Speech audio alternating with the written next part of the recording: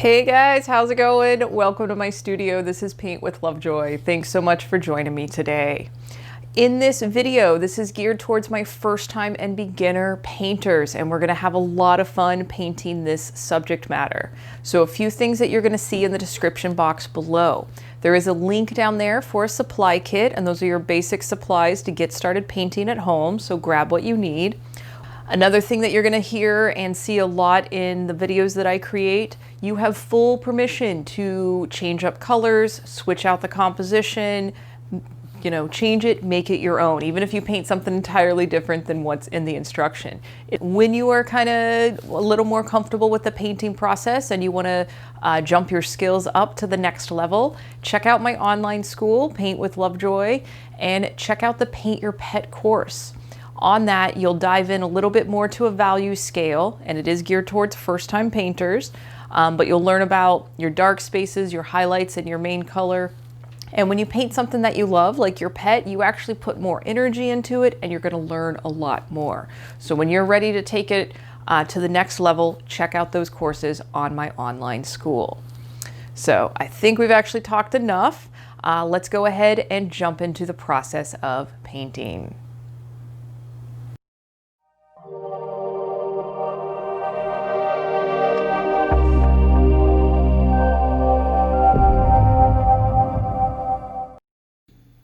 Alright guys, this is going to be a fun painting, so grab all your supplies, head over to where you have yours set up, and as always, make sure you take your progress photos. So for today's painting, this is going to be a perfect one for first-time painters, and we're going to start with our background. So I have the large flat brush, and we're going to make a light blue color to begin with. So I usually pull a little bit of that white aside, and then a tiny amount of the blue pigment goes a long way to make a light blue. And we're going to first start by putting our horizon line in. So kind of starting on the left-hand side of your canvas, roughly not quite halfway, but maybe about a third of the way up, 4 to 5 inches from the bottom. Make a little dot. And then if you're kind of concerned on getting your line straight, you can do this kind of measurement where you put your thumb in the bottom corner and then your finger where the mark is, hold that position, and then go to the other side of the canvas to make a dot. Or you can just eyeball it and just make your line going straight across. We will kind of paint over this a little bit, but basically what we did was put our horizon line on here, and we're going to be filling from this line up towards the top of the canvas. So again, using that light blue and filling in the space and even going a little bit over that original blue line. And we're going to just kind of carry this all the way towards the top of the canvas and get a little bit darker blue as we get towards the top. Now, if you have to mix your color a second or third time, don't stress about getting the exact same shade. Little variety in your background is to your benefit. So here we're making a bit of a darker blue than what we were just using, so kind of a medium blue. And you can see where I'm applying it to the canvas and I am overlapping the lighter blue. You can actually blend this together while both colors are wet, and this is considered wet on wet blending. So just kind of have fun with watching the darker and the lighter color mix together. And if you are on a stretched canvas, where I'm painting on a panel today, but if you're on a stretched canvas, when you reach the edges of the canvas, carry your color around the sides, the tops, and even the bottom when we get to that. It does look nice when you hang this on your wall, having the color wrap around. And for those of you that want smoother brush strokes, notice how I'm kind of using light pressure, and I'm going almost the full width of the canvas to keep these light brush strokes. If you happen to use a little bit more pressure with your brush strokes will come up, kind of show up a little bit more. Either option is perfectly acceptable for the painting process. All right, so pause the video, take your progress photo. We're going to move below the horizon line, so we're going to clean that brush out really good, and we're going to put our sand color in first, and then we'll put teal water in later. So pulling some of that white aside, grabbing a little bit of the raw sienna, and again, you'll notice it just kind of becomes a light beigey, light cream color. And because it's sand, I want it a little bit warmer, so I'm adding a touch of yellow to my mixture. So feel free to adjust between adding a little bit of yellow and maybe even a little bit more of your raw sienna to get to the sand color that you would like.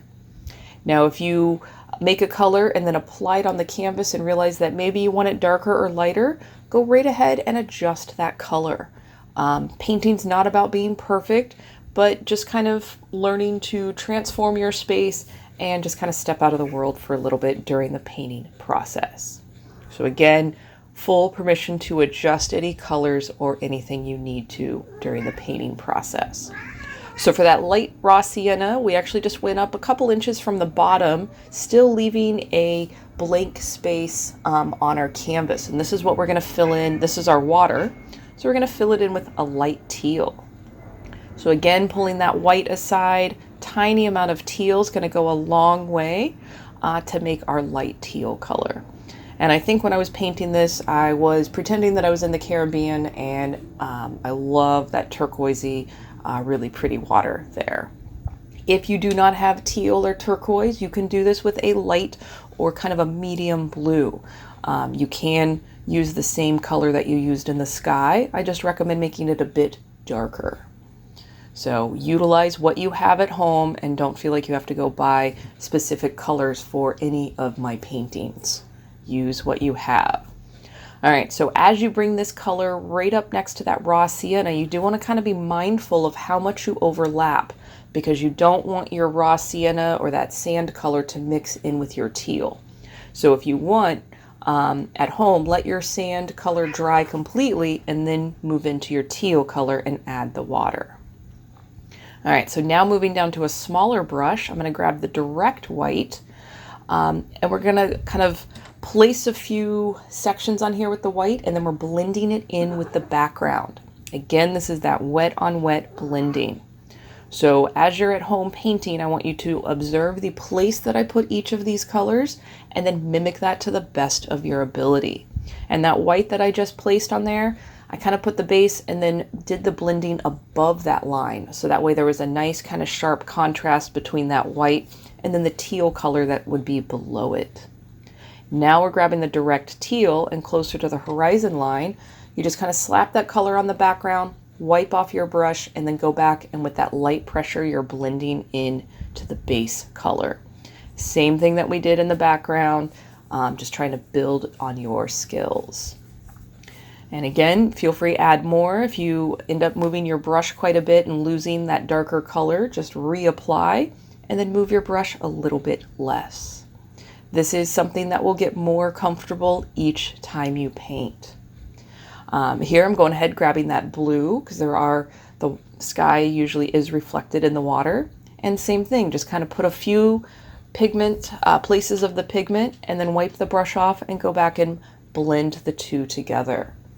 And again, you can only do this while your background is wet, as well as the new color you're introducing to mix with it. And there is something very therapeutic about just moving paint back and forth on the canvas. And I forgot earlier, if you are holding your breath, take a big inhale, relax. I'm proud of you for painting at home. You're doing a great job. All right, so pause the video and take your progress photo. I want you to fully let your canvas, your painting dry before you move on to these clouds. So I am back with the large flat brush with a dry background. And again, we're just going to place this on the canvas, and then I'm going to go back and kind of diffuse the clouds. So again, just kind of notice the general placement that I put each color or each of these white sections, and then mimic that to the best of your ability at home. Painting is not about being perfect, but it's about just seeing the world from a new perspective and then maybe doing a little bit better with your painting than you did the time before. Again, take a big inhale. You're doing a great job. I'm really proud of you for painting at home. And quite a few of the demos, people have been requesting clouds, so this is going to be a nice, simple way to kind of put some clouds into your background. And because our background is dry before we started applying the white pigment for the clouds, as the pigment diffuses on my brush and is less opaque, some of the underneath color from the background does shine through. And what we're going to work with is putting kind of a pure white next to some of the diffused colors in the clouds. And we'll be adding that kind of a light blue shadow to our clouds in a moment. And if you need to switch down to a smaller brush, go right ahead and do that. And again, notice, is your paint kind of transparent? And that's giving a little depth to the clouds compared to where it's got really thick pigment and almost that pure white. So as you are painting, you're learning something new each time you paint. All right, so here we're making that light blue. And again, it doesn't have to be super dark. I do want to keep this as a light blue. We're going to go right on top of the clouds. We're creating contrast by adding this color. And like I said earlier, if you need to adjust your color once you've applied it to the canvas, go right ahead and adjust if you need to go a little darker or lighter. And I will go a touch darker in a moment. Here we go. There we go. So just going a little bit darker, trying to increase that contrast. And as you do this, especially as you're working on the clouds, I want you to get in the habit of propping your painting up or putting it on the easel and stepping about 4 or 5 feet away from your painting and looking at it from that distance. From that distance, some of these shadows that we're putting in the clouds will make more sense from a distance compared to the 2 feet in front of you while you're painting. And when we look at it from this distance, this is the normal viewing distance for most things in life and especially artwork. And the more that you can start to look at your painting from this distance and adjust what's needed so it's a bit more of a, I guess, successful, or make sure that your depth is showing appropriately. But the more you can make some adjustments from this vantage point, the greater your skills and your paintings will evolve. So here you can see where I just added a bit more of that darker blue, and it's starting to give a little bit of that depth to the clouds. We will go back in with some of that pure white and kind of put it next to some of these shades of blue to create this illusion. And one of my favorite things to tell all my students is you are a magician while you paint. You are creating the illusion of this 3D object on a flat surface. All right, and pause the video and take progress photos as needed. And here we're going in with that pure white, and again, applying this rather thick, more opaque. And already right now, just on the video, you can see how that kind of makes it pop. This pure white area is pulling forward towards you, and it's making that blue shadow push back. So this is part of that magical illusion of painting and of creating. So be kind to yourself as you are learning your magic. All right, we will do a little bit of the pure white on the other side of the clouds.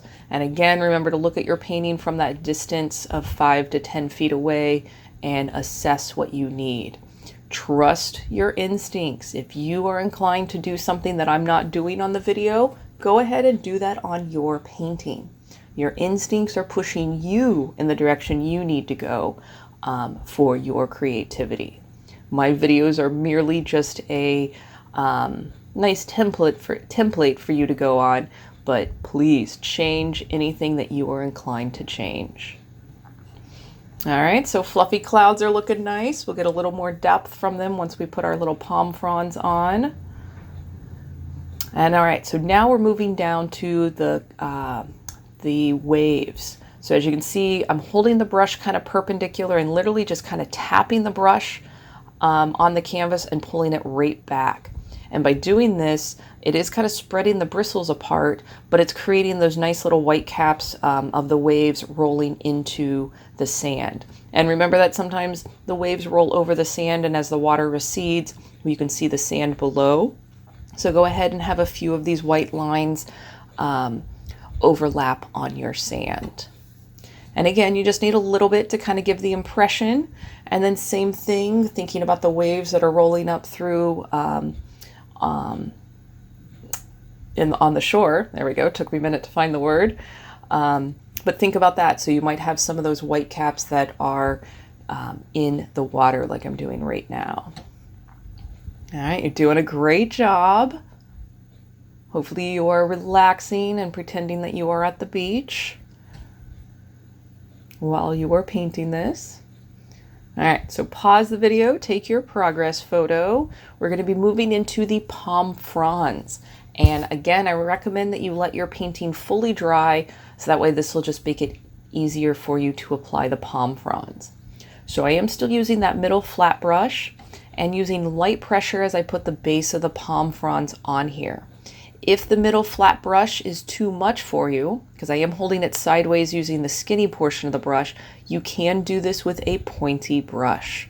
So again, adjust for what you need with the tools that you have.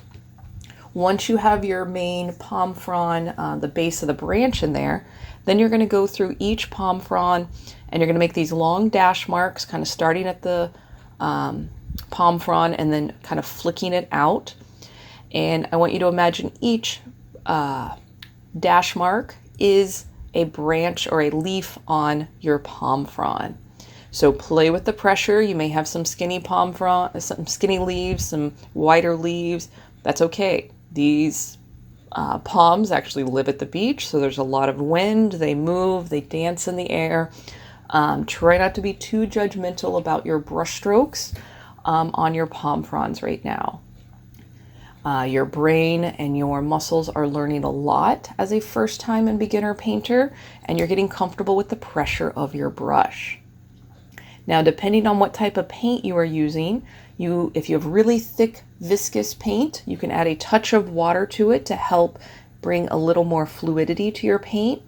If you are currently working with rather runny and very thin paint, do not add water to it. It's already thin enough, and just kind of play with the pressure of your brush. And again, remember to look at your painting from that distance and see how it's translating. And if you feel like moving into yellow and green, you can do that. And if you don't even want to use your green and you want more of a silhouette, you can do your palm fronds with black, and that will give you a bit more of contrast. So, like I said, feel free to switch up colors to make this unique for you. And again, remember to breathe. If your brush is kind of shaky as you're going to make these leaves, that means you're holding your breath. So if you exhale as you touch the brush to the canvas, it will make it much easier for you. And then if you want to add a few little highlights with white, doing the same thing. They don't have to go on every single leaf, but just kind of random. Again, kind of gives us just an extra pop color. So I'm really proud of you guys. You have done awesome. Thanks for hanging out and painting, and don't wait too long to paint next time. Have a great day. Cheers. Hey guys, how's it going? I hope your paintings turned out really nice. I'm proud of you. I hope you are proud of yourself, and I hope maybe the concept of painting isn't as scary as maybe it was before you did this painting. So like I said, I'm really proud of you. As you're uploading your videos to social media or your pictures to social media, please tag me at or hashtag paintwithlovejoy, or email me your photos, paintwithlovejoy@gmail.com. It truly is through your pictures that I post on social media and you talking about these videos to other people that has helped this channel grow, and it encourages people that have never painted before to give it a try. And if you found a lot of relaxing qualities after going through the painting process, please share that with your community so that they can have those relaxing qualities as well. If you have any questions, comments, or things that you would like me to paint in the future, please just leave a comment below and I will add it to my production list. And check out all the other videos I have on here, as well as my online school, and keep your creative efforts going. All right, so thanks so much for taking time out of your day to spend with me. I really appreciate it, and I look forward to painting with you in the future. Cheers.